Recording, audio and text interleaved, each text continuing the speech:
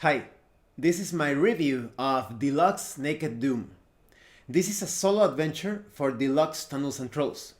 If you haven't seen my review of the core rulebook for Deluxe Tunnels and Trolls, I recommend that you check out the link in the description below. So, what is Naked Doom? The premise is quite simple.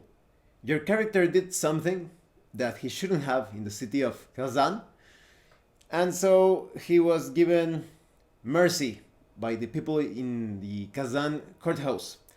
They are basically going to get your character into this gauntlet, and if he or she manages to escape alive, well, they are once again free. But that's unlikely. This is a very deadly gauntlet, perhaps one of the most deadly Tunnels and Trolls adventures that I have seen. Now let's talk about the quality of the PDF. The PDF is not bookmarked, but that's okay because this is a solo adventure. You're supposed to go to that place where the paragraph indicates. I do have a criticism when it comes to quality. In entry 880, entry 80 if I'm not mistaken, there is an error by omission. They tell you a variable number of days, but they do not tell you how to determine that number of days.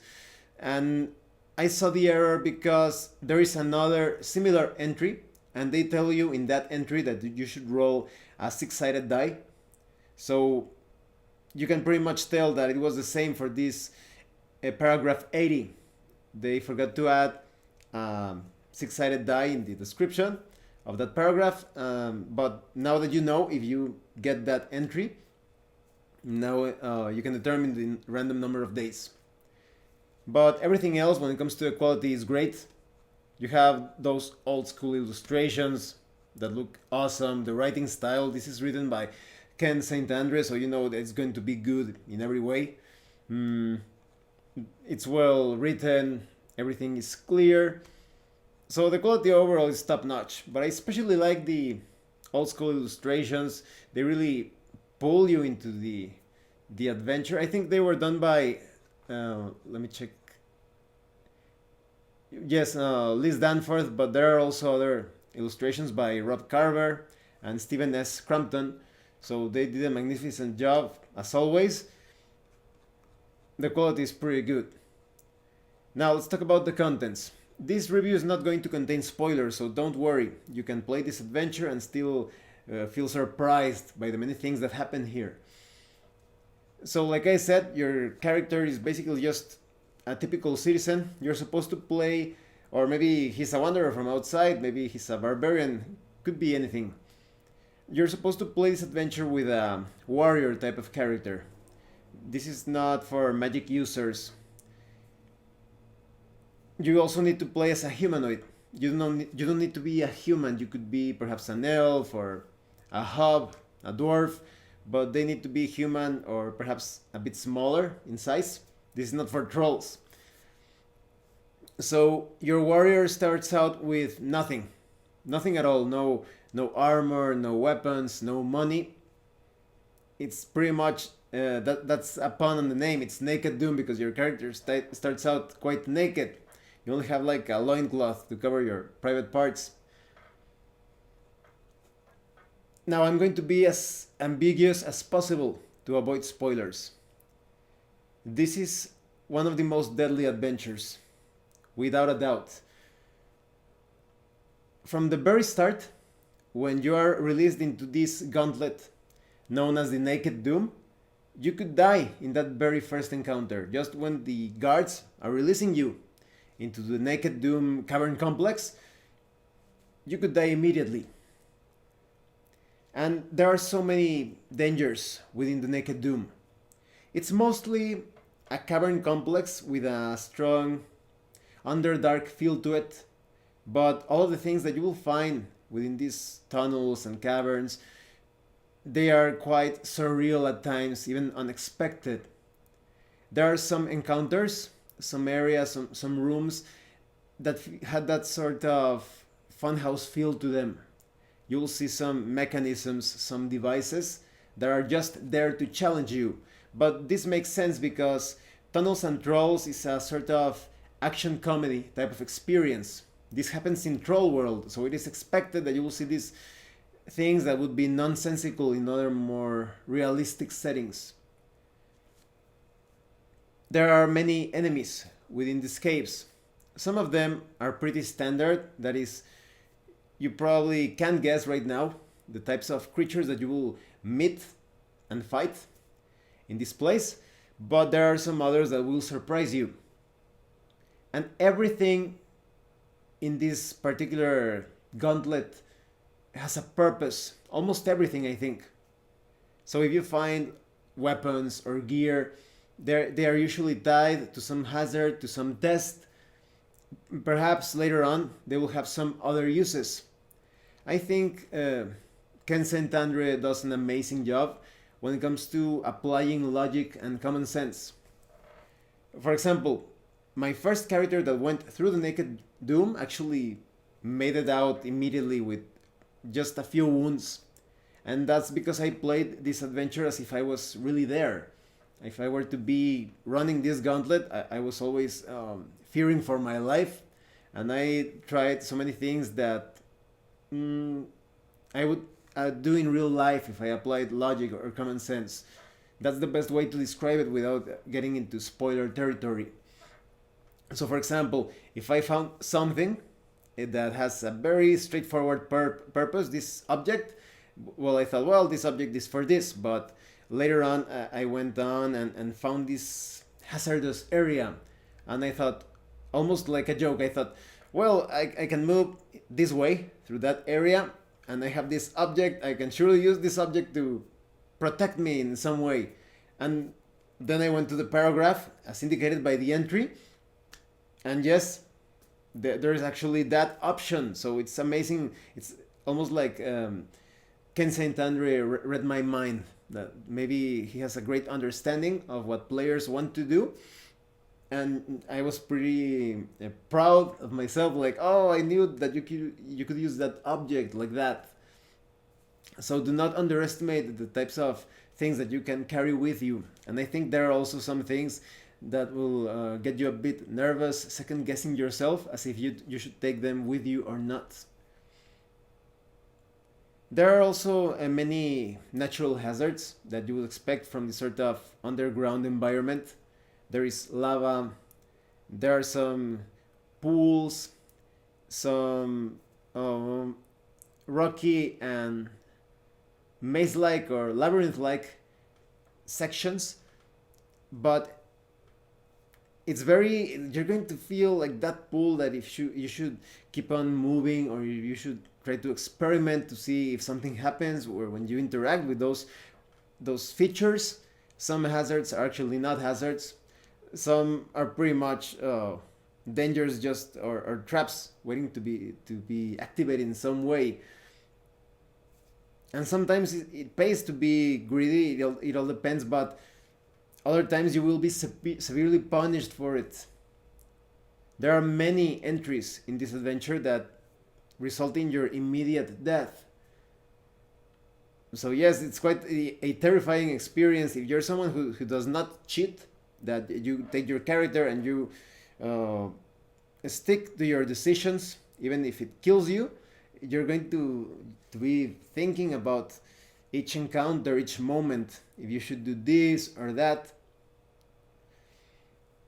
I also think that it is comparable to, for example, Buffalo Castle, in that some choices feel almost puzzle-like. That is not as obvious at first.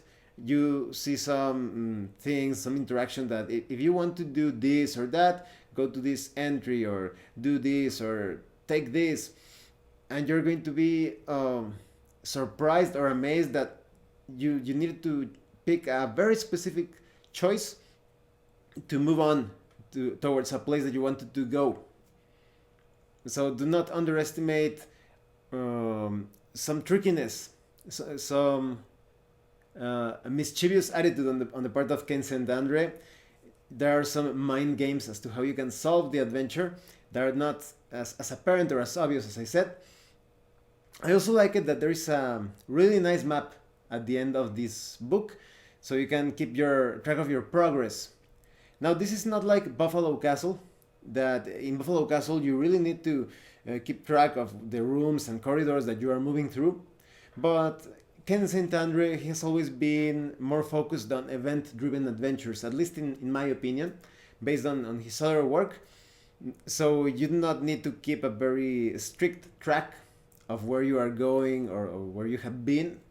I think some players will find it quite comfortable to just move about the different paragraphs without constantly checking the map, but it's still a very nice feature.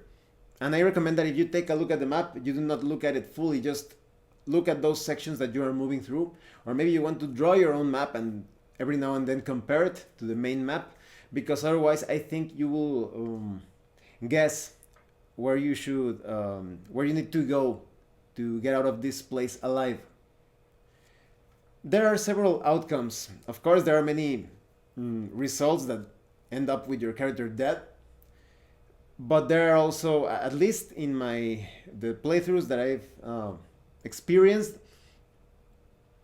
I identified two good endings.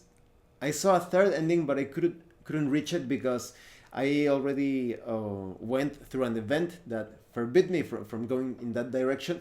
But the two endings that I got with my first character and the other character that survived after many deaths, I will talk a bit more about that later on. Those are what I would consider good endings, and that's something that I like a lot of Deluxe Tunnels and Trolls adventures.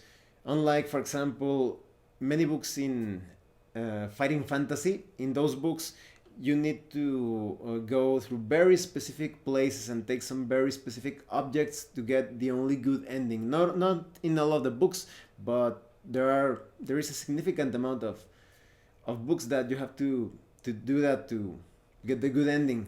But with this type of Deluxe Tunnels and Trolls adventures, there are several good endings. I don't know how many good endings Naked Doom contains, because I still have to explore much more about this adventure. But you always feel like there is a lot of freedom of choice. Some of you may remember that a few weeks ago, if I remember correctly, I did a video where I talk about what makes a good solo adventure. I'm going to put the link in the description below. And yes, this adventure contains pretty much everything that I mentioned in that video, everything that makes a good solo adventure. So you never feel like there is only one way to solve things. It all depends on your choices. You never feel like locked into a particular path. And I like that a lot. I also think that it's great how your character's history takes some sort of shape or form. As you are making your choices, you start to come up with your character's background. In fact, if you haven't created your character before playing this adventure, all of the different paragraphs tell you how to create your character as you play along. So for example, in the first encounter, something happens and they tell you, oh, you need to do this saving roll. Now determine your whatever, this attribute, and you can build your character along as you are playing. However, I would recommend that you create your character before, because I think it's a lot more exciting and it keeps a nice flow of the adventure. You do not have to pause to determine your strength or constitution or your IQ or whatever. And one important thing, this adventure connects to the Death Trap Equalizer dungeon. In fact, my first character actually made it out alive through that way out. I don't want to get too much into details, but yes, these two adventures connect with one another. I already played a bit through the Death Trap Equalizer dungeon. When I am done with that dungeon, I will also review it. But I want to start playing that one again because that dungeon actually accommodates a spellcaster type of character. Not many Deluxe Tunnels and Trolls adventures do that. Most are focused on playing the whole thing as a warrior. But let me give you more details about that. My attempts. Like I said, my first character, a warrior, and a specialist. I got lucky and I created a specialist. So when you create a specialist in Deluxe Tunnels and Trolls, you know that you are off to a great start. with that character, I went through the entire thing and managed to escape through that Death Trap Equalizer dungeon way out. And then I thought that was somewhat easy. So I proceeded to take on the Naked Doom again. And like 30 characters got killed. You can get killed right away. There are so many so many paragraphs at first, those initial encounters, that will result in your death. You really need to get quite lucky if you do not have the required high attribute. So don't underestimate the Naked Doom. My first character got really lucky. It also helped that I applied that common sense that I was telling you about, and that logic that they will reward your thinking. This is a thinking man's type of solo adventure. If you play this adventure as if you are playing a role-playing game that is quite forgiving about going all crazy and getting who knows how many saving throws before you die, this adventure is going to be the end of your character. You need to play it quite as a very gritty experience. So yeah, my only two characters that survived was my first character that was a specialist, and another character that was a normal warrior, but after 29 tries, no, I'm not sure if I killed 29 or 30 characters. I was also experimenting a bit with the different encounters. But yes, I finally managed to get another character out of the Naked Doom. So I think do not underestimate this adventure just because my first character made it out alive. So overall, what do I think of the Deluxe Naked Doom? I think this is one of the best Tunnels and Trolls adventures. It's quite deadly. There are some very powerful magical items here.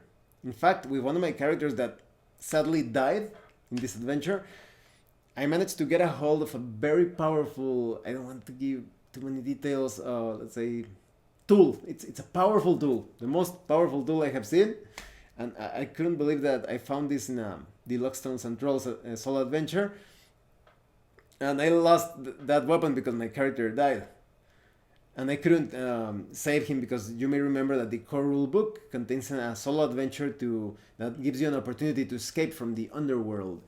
So it's somewhat sad that I lost that weapon because it's not very easy to obtain it. Even if you go back to the particular paragraph where you can obtain it, it's heavily based on luck. So I think it's worth it to go through the Naked Doom. If you're someone that wants to take your character through many adventures, a sort of solo campaign, it's worth it to go through this gauntlet because you will come out of it with all sorts of treasures and weapons. In fact, I think this adventure is best played as your first adventure. And I think it's the best way because there are many ways in which your character can die just starting out, so that way you won't get frustrated. So I definitely recommend that you play Naked Doom, Deluxe Naked Doom. It's one of the best Tunnels and Trolls adventures that I have played. Quite deadly, with lots of rewards. And the mood, the ambience that you're moving through this underground gauntlet with caves and lava rivers and all of that, and all sorts of underdark type of creatures that come out and want to kill you. Although if you are, I guess you could say, witty enough and charismatic enough, there could be some moments where you can have some peaceful interactions with some of the inhabitants of this place. So definitely get this one. Well, thanks for watching my review. If you have any comments or questions, please let me know. And thank you so much to those that have been sending Drive Through RPG gift certificates. If anyone else wants to further support the channel, all the information how to do that will be in the description below. Once again, thanks and see you later.